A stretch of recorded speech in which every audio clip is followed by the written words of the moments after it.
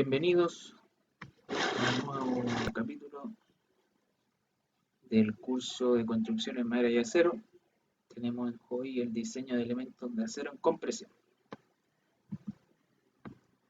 ¿Cuáles son las consideraciones generales para el diseño en compresión? Entonces, algo importante que debemos saber es que las estructuras más abundantes que nosotros vamos a encontrar en la vida práctica, ya cuando ustedes salgan a trabajar, son justamente los elementos comprimidos o las piezas comprimidas, ¿ya? ¿Y dónde podemos encontrar algunos ejemplos de elementos comprimidos? El primero puede ser lo que hemos visto anteriormente en elementos reticulados, ya por ejemplo cuando tenemos un elemento reticulado simplemente apoyado en ambos extremos, lo más probable, no es lo más probable, lo que ocurre es que el cordón superior es el elemento que está trabajando en compresión y el cordón inferior en tracción. Y los elementos del reticulado, ya dependiendo de cómo esté la disposición, algunos comprimen y otros traccionan. Entonces ahí tenemos un claro ejemplo de elementos que actúan en compresión. Luego los más típicos son las columnas, ya que por definición son elementos verticales rectos, ya, donde estos tipos de columnas, ya, elementos verticales rectos, están sometidos a carga axial pura en muchos casos, pero en la realidad no es solamente la carga axial la que actúa, sino que también es una combinación con flexión. Por lo tanto, estamos hablando de columnas flexo-comprimidas. Y después, por último, tenemos las vigas armadas y laminadas, ¿ya? Donde las cargas de compresión aparecen con frecuencia en las alas superiores de las vigas tipo IN o W, que son las vigas WT que habíamos visto en el capítulo anterior en tracción. Acá tenemos un ejemplo, ¿ya?, de una estructura que se está construyendo actualmente, que me tocó diseñar. ¿Y qué es lo que vemos acá? Una estructura industrial, ya una estructura mucho más pesada en cuanto a las cargas que está recibiendo. Entonces podemos ver que las columnas que son doble T son mucho mayores. Entonces, por ejemplo, esta estructura para soportar estanques, bombas, ya tiene una viga que soporta un puente de grúa. Entonces, una estructura bien pesada y que requiere mayores kilos de acero, ¿ya? Entonces aquí podemos ver los tipos de columnas que hay acá, que son las IN, que son las vigas nacionales, ¿ya? Que son las WT de manufactura nacional. Después acá tenemos otro ejemplo, ya este es un ejemplo de un perfil tubular cuadrado, ¿ya? Este perfil tubular ya es comúnmente también utilizado para soluciones simples, ya donde requieran cargas de compresión. Y esto es un ejemplo cuando se estaba apuntalando esta losa de un mall, ya que era para colocar cargas de la grúa pluma, ya. Entonces requería de un puntal de mayor sección de los que hay habitualmente. Se hizo una columna rectangular más o menos de 300 milímetros y de más o menos 10 milímetros de espesor. Ya aguanta varias toneladas. Esos son ejemplos generales que ustedes van a poder ver en su vida profesional. Entonces, haciendo una comparación entre los elementos que son sometidos en tracción versus los que están en compresión, tenemos dos diferencias básicas, ¿ya?, con respecto a los elementos en tracción y compresión. La primera es que las cargas de tracción tienden a mantener rectos a los elementos, tanto que las cargas de compresión tienden a flexionarlos hacia afuera del plano de las cargas, situación que puede ser extremadamente peligrosa, ¿ya? Y esto es uno de los puntos clave de los elementos comprimidos, ¿ya? Esto es lo que limita mucho la capacidad en compresión de los elementos, ¿ya? Que vamos a conocerlo más adelante, se llama Bell test. Y segunda es que tenemos la presencia de agujeros para pernos remaches en los elementos traccionados que reducen las áreas disponibles para resistir las cargas. Esto lo vimos en el capítulo de elementos en tracción, donde cuando teníamos elementos apernados, por ejemplo, el área neta, ya, que se utilizaba, justamente reducía el área geométrica del elemento, por lo tanto teníamos menor capacidad de carga. En cambio, en los elementos comprimidos, se acepta que los pernos y los remaches llenen los agujeros y por lo tanto no existe reducción de la resistencia del perfil, como en el caso de los miembros traccionados. Es decir, que el área geométrica se ocupa completamente en los elementos comprimidos versus lo que son los elementos traccionados. Entonces, analizando cómo se comportan los elementos en compresión, tenemos varios factores donde se puede mencionar el tipo de resistencia de un elemento comprimido. Y el primero es el tipo de carga. Entonces tenemos la situación ideal, es cuando se aplican cargas uniformes sobre un elemento y su centro de gravedad coincide con el eje centroidal del miembro comprimido, que estas cargas se conocen como concéntricas. Pero en la práctica, solo las cargas muertas resultan ser concéntricas o centradas, pero las cargas vivas no lo son, ¿ya? Lo que indica que la situación general es de cargas excéntricas. Vamos a ver más adelante que los códigos de diseño, ya, aparte de todo el análisis matemático, científico que puede haber dentro de lo normativo, también se recoge mucho lo que es la experiencia empírica, la realidad. Entonces, los resultados finales para el diseño de elementos en compresión arrojan ambas partes, tanto lo científico y lo práctico, ¿ya? De las propiedades de los materiales, tenemos básicamente está dada por la tensión de fluencia en los diferentes tipos de acero, lo que a su vez depende en mayor medida de la composición química. En nuestro caso, como regla general, estamos ocupando el acero A36, pero para que sepan, las propiedades de los materiales, la fluencia es la que es preponderante en el diseño de elementos en compresión. Y después acá tenemos nuevamente la longitud del elemento, ¿ya? Que este es uno de los parámetros que más influye en la resistencia del elemento en compresión. Entonces, ¿qué dicen las pruebas con respecto a esto? Que mientras más largo es el miembro, el elemento a comprimir, menor es la resistencia. Y en la mayoría de los casos la falla ocurre muy por debajo del límite elástico, ¿ya? Entonces, acá, esto para que lo recuerden, mientras más largo el elemento, menor capacidad de carga.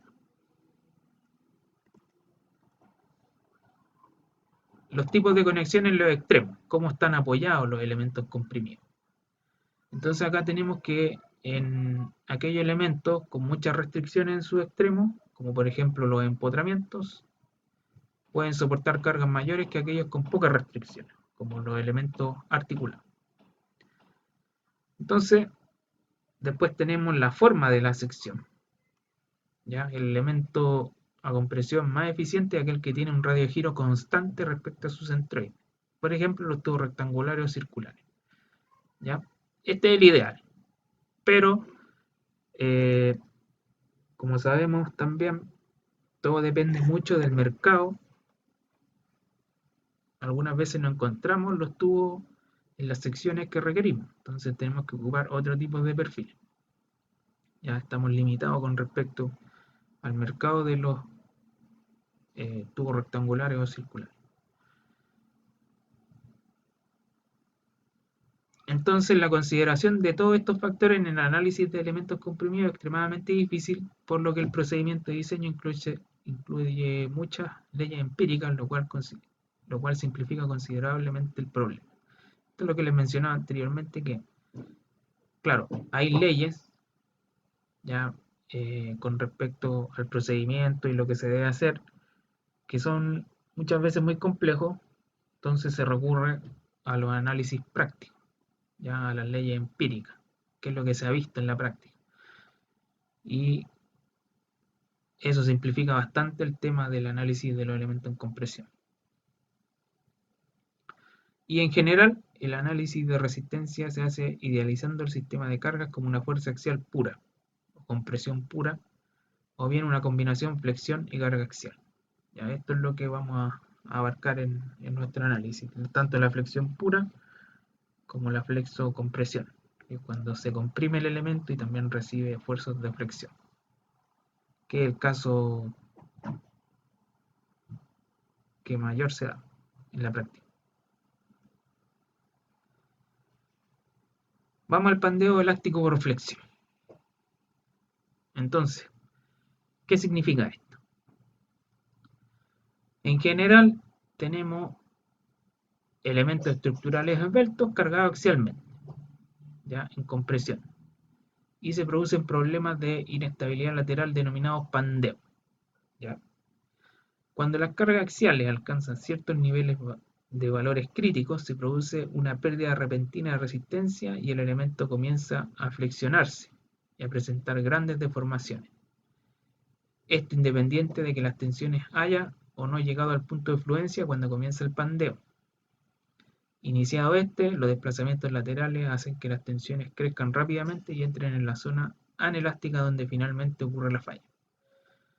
Entonces ahora vamos a ver explicado prácticamente cómo es que ocurre esto. ¿Ya? Entonces acá podemos ver cuando tenemos una columna biarticulada, le generamos una carga axial y podemos ver que empieza a pandearse, se empieza a doblar. Y así ocurre con no solamente los elementos biarticulados, sino que también, por ejemplo, elementos empotrados y elementos articulados.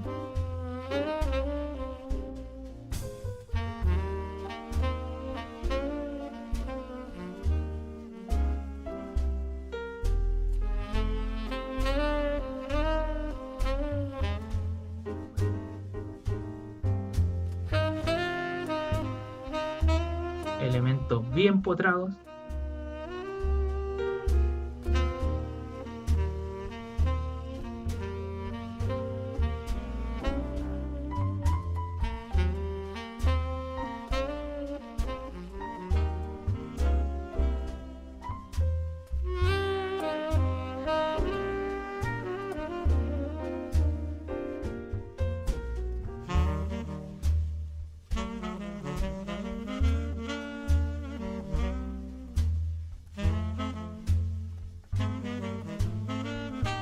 Y elementos emboladizos.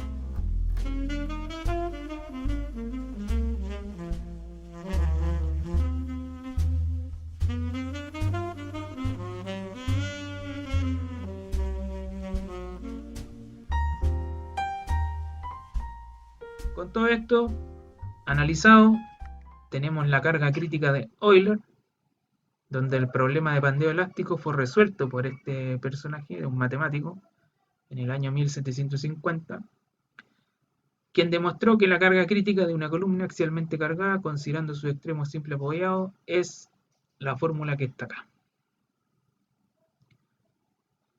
donde el P sub CR es la carga crítica de pandeo elástico. ¿Ya? Y esta carga crítico pandeo elástico depende del módulo de elasticidad, de la inercia, y acá aparece un factor K, ya que es el factor de longitud efectiva, que lo vamos a saber cómo se calcula y qué valores tiene, ¿ya? Y el largo de la columna. También tenemos la tensión crítica de pandeo, ¿ya? Que es la carga crítica de pandeo dividido por el área. Que esto es lo que nosotros necesitamos saber para poder calcular la capacidad de una columna en compresión o un elemento en compresión. Y acá aparecen otro elemento que es el radio de giro, que depende mucho del radio de giro el diseño en compresión del elemento. Entonces, de esto resulta una figura que está acá, que es una curva, ya donde tenemos la tensión crítica para columnas ideales con extremos articulados, ¿ya? Y esta curva nos muestra el comportamiento de columnas ideales para diferentes relaciones de esbeltez. ¿Qué es lo que es la esbeltez? Es el K por el factor de longitud efectiva por L, que es el largo, y dividido por el radio de giro. Acá en este esquema, el radio de giro está denominado por I. ¿Ya? En los textos ya de los libros técnicos, ustedes pueden encontrar diversos autores que uno utiliza I y otros utilizan R, ¿ya? Pero el mismo radio de giro, ¿ya? En la raíz de la inercia partida por el aire. Y los resultados muestran que entre esbelteces entre 100 o 120, los resultados coinciden con los valores teóricos de Euler, ¿ya?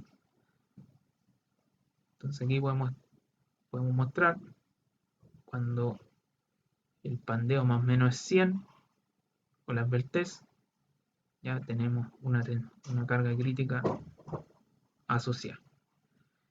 Y también podemos ver que mientras más largo es el elemento, o sea que tiene mayor esbeltez, la tensión crítica va disminuyendo, ¿ya?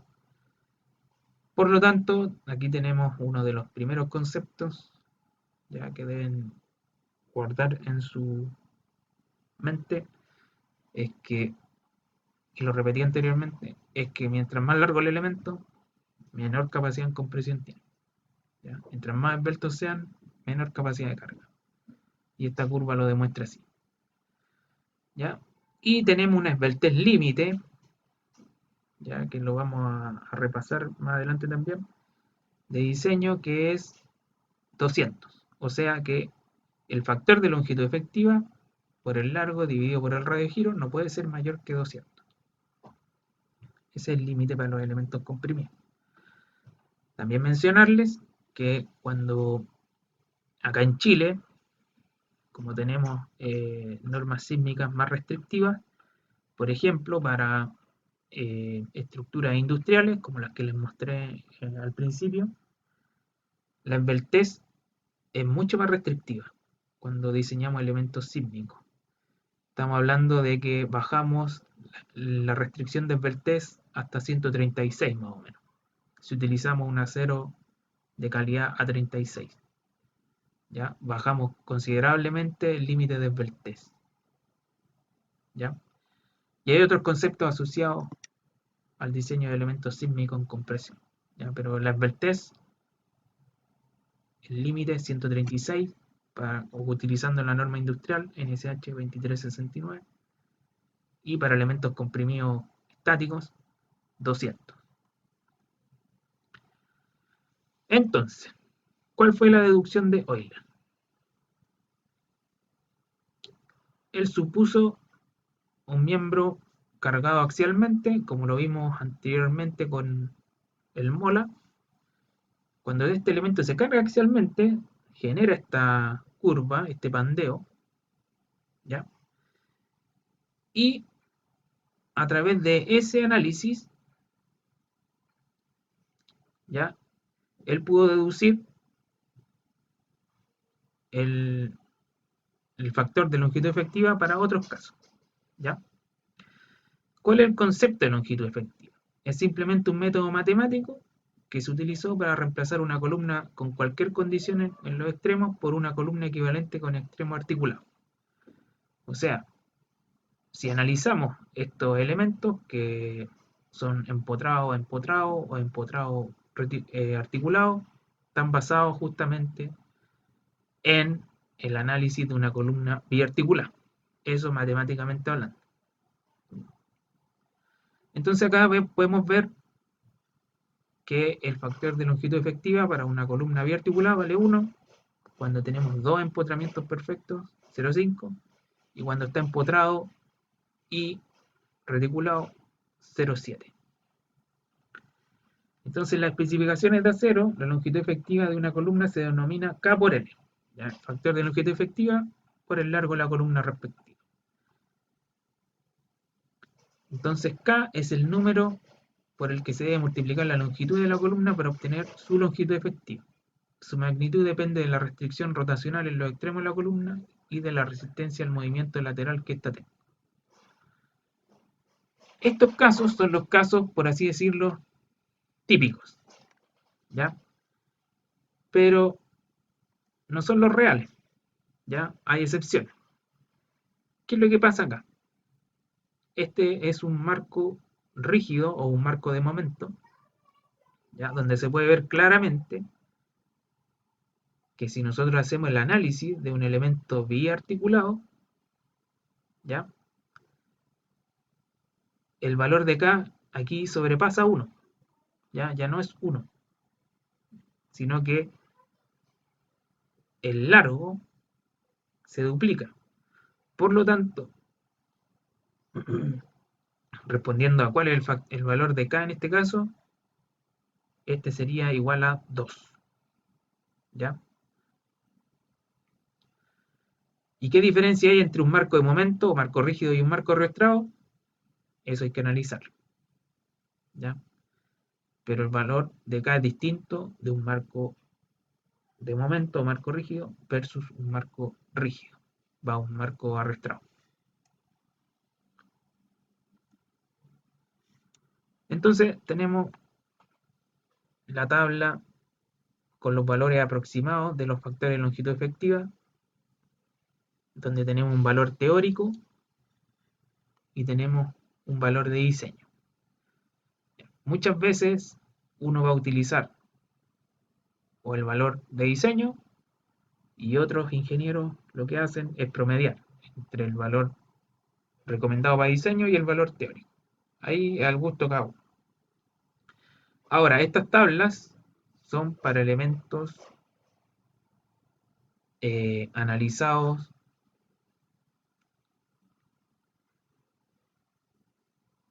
¿cómo puede ser la palabra? Es para analizar elementos únicos, o sea, no un sistema estructural. Es como yo voy a diseñar una columna como elementos aislados, ¿ya? Pero eso no es lo que ocurre muchas veces en la realidad. En la realidad nosotros estamos analizando sistemas constructivos. O es un marco arrastrado o un marco rígido. O es un elemento que actúa en una estructura reticulada, ¿ya? Son sistemas estructurales. Entonces estos valores, si bien son muy prácticos, ya se deben utilizar solamente en el caso de un prediseño. Cuando nosotros hacemos un diseño, ya debemos llevar el análisis de los factores de longitud efectiva a otro nivel, ¿ya? Y estos son los nomogramas, ¿ya? ¿Qué son los nomogramas? Es un método práctico para estimar los valores de los factores de longitud efectiva. Entonces, nosotros tenemos dos tipos de nomogramas. El primero es el nomograma que restringe el desplazamiento lateral. Caso típico, marco arrastrado. Y el otro que permite el desplazamiento lateral, que se conoce como marco rígido o marco momento. Entonces es importante destacar que para utilizar los monogramas es necesario realizar anteriormente un prediseño. Y ese prediseño se realiza con las tablas que mostré anteriormente, ya de los factores de longitud efectiva.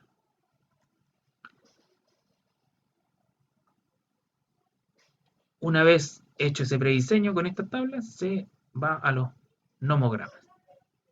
Y ahí se realiza el diseño final. ¿Cómo se calculan los nomogramas. ¿Ya? Acá entonces se define un coeficiente de rigidez, G, que es relativa a un extremo de la columna. Y este G es la sumatoria del módulo de elasticidad por la inercia dividido el largo de la columna, analizando un nudo, dividido por el módulo de elasticidad por la inercia dividido por lo largo de las vigas que estoy analizando en un nudo. ¿Ya? Eso se lo conoce como coeficiente de rigidez. ¿Ya? Vamos a ver un ejemplo práctico y les va a quedar más claro. Entonces, acá tenemos el recetario. Este recetario nos dice lo siguiente. Para extremos de columna apoyada, pero no unidos rígidamente a una zapata o una fundación, G es teóricamente infinito. En otros casos particulares del diseño se usará lo siguiente. G vale 10, coeficiente de rigidez, cuando tenemos apoyos rotulados en forma aproximada o en articulaciones sin fricción. ¿Ya? O sea, si es un apoyo reticulado o rotulado, G vale 10. Y en apoyo empotrado, aunque en ciertos casos se pueden usar valores menores, G vale 1. Y si nosotros tenemos los apoyos en fundaciones que son rígidas, ¿ya? El apoyo puede ser 0. Entonces aquí queda el criterio. Si ustedes tienen un empotramiento, pueden decir o vale 1 o vale 0. Ahí ustedes ponen el criterio. ¿Ya? Y después se utiliza el nomograma. Entonces, el nomograma es este. ¿Ya? Este es el desplazamiento lateral impedido para columnas con marco arrastrado. Entonces, como se ve acá, lo que uno analiza es el nudo. ¿Ya? Este nudo.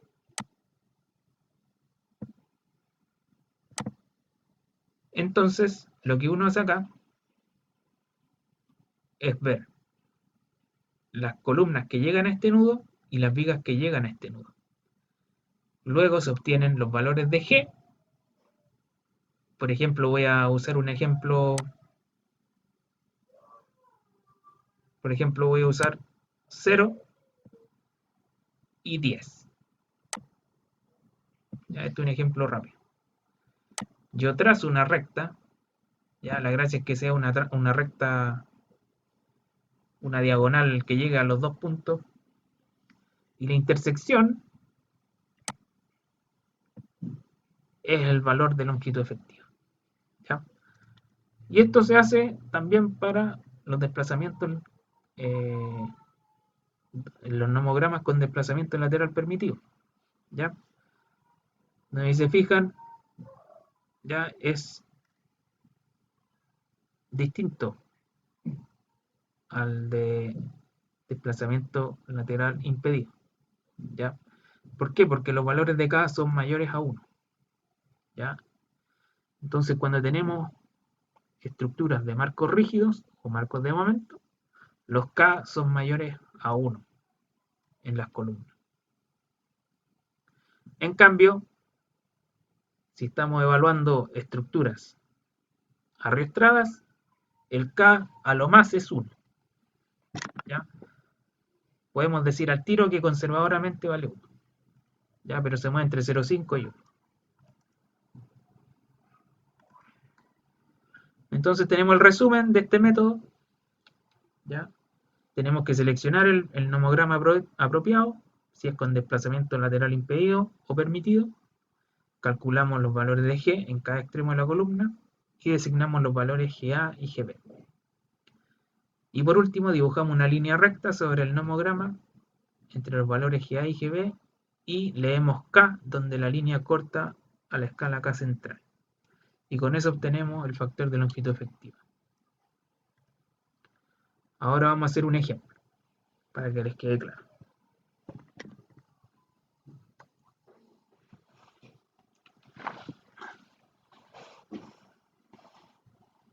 Entonces, acá tenemos el ejemplo. Tenemos un marco de momento, o marco rígido, donde están definidas las dimensiones. Acá se me borra una dimensión, lo voy a anotar al tiro.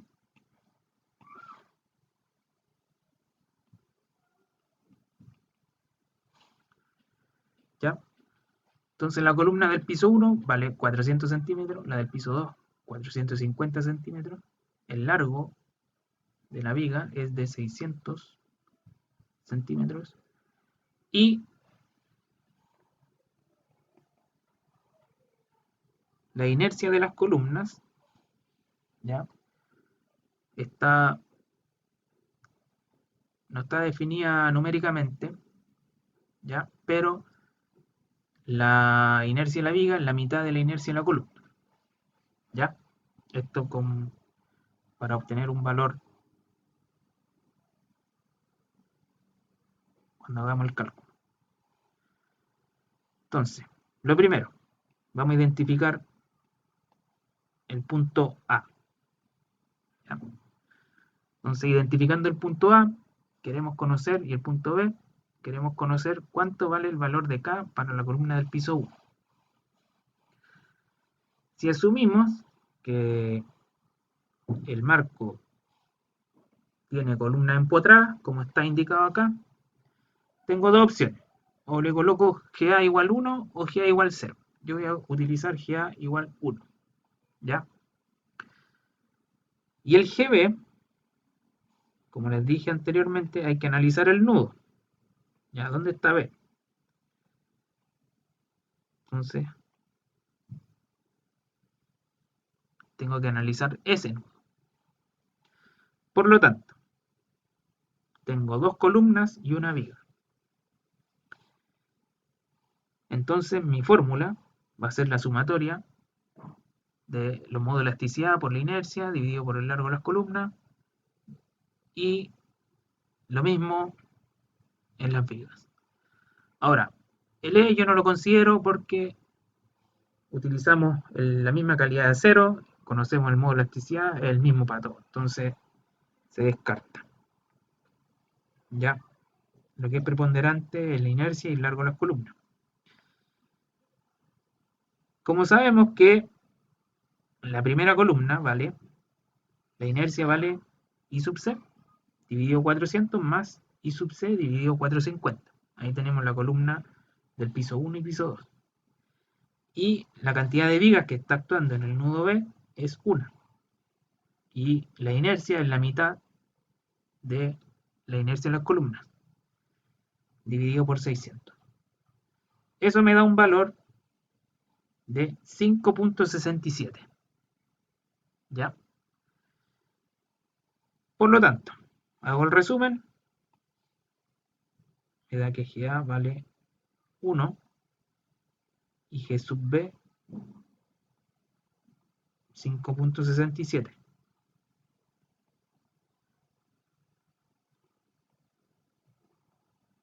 Y ahora voy al nomograma.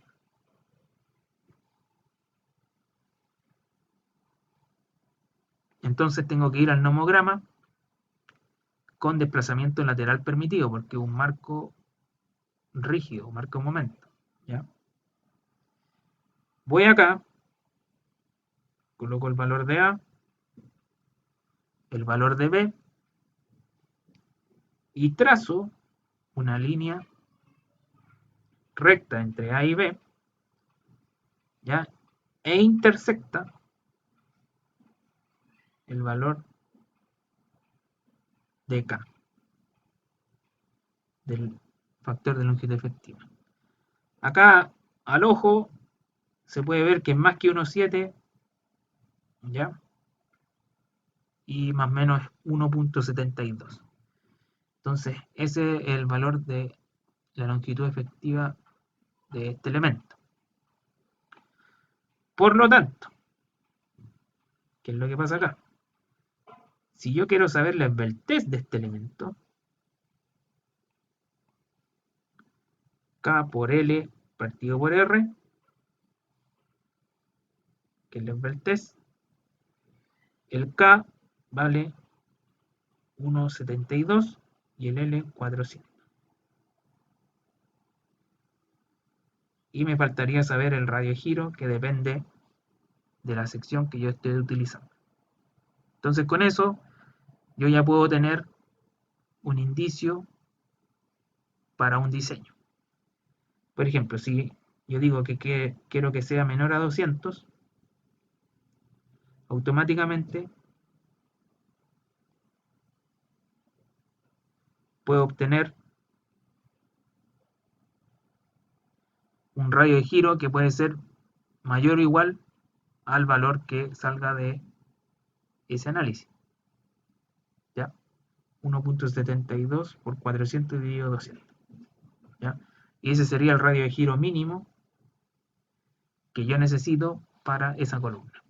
¿Ya? Ese es más o menos cómo se diseña.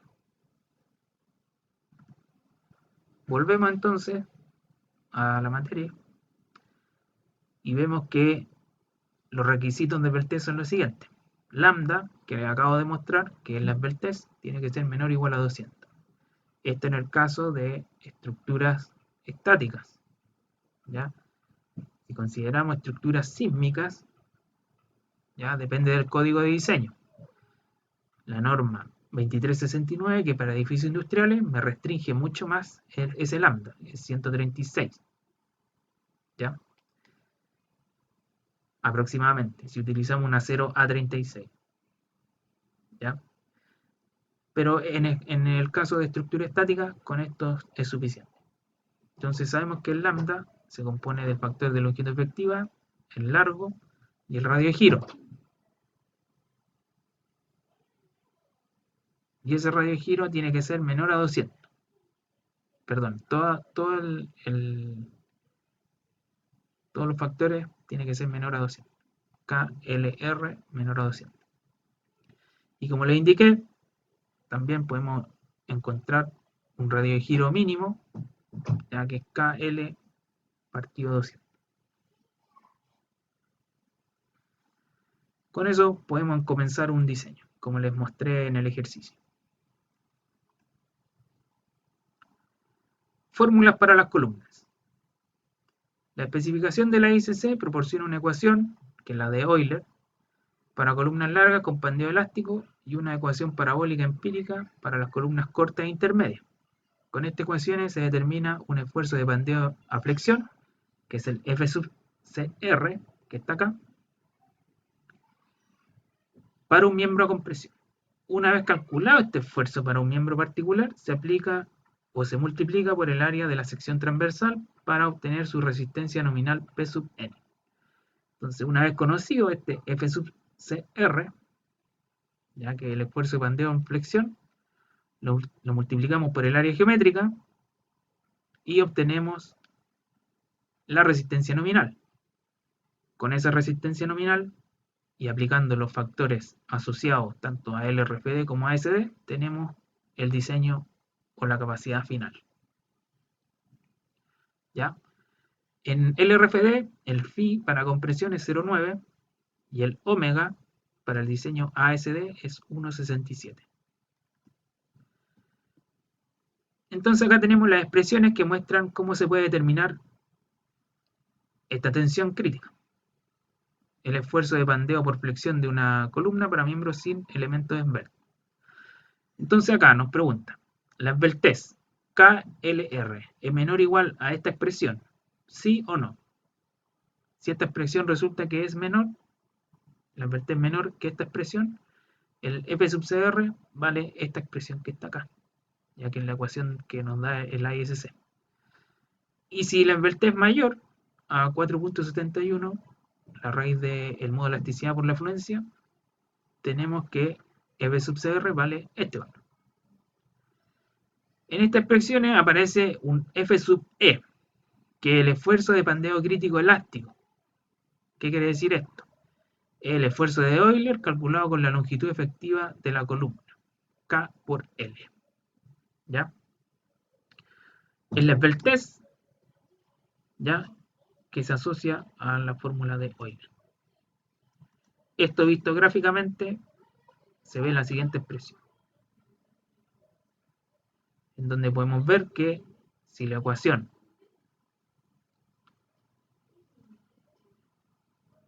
tenemos el f sub cr con esta expresión, tenemos un pandeo inelástico, y si tenemos el f sub cr con esta expresión, tenemos un pandeo elástico.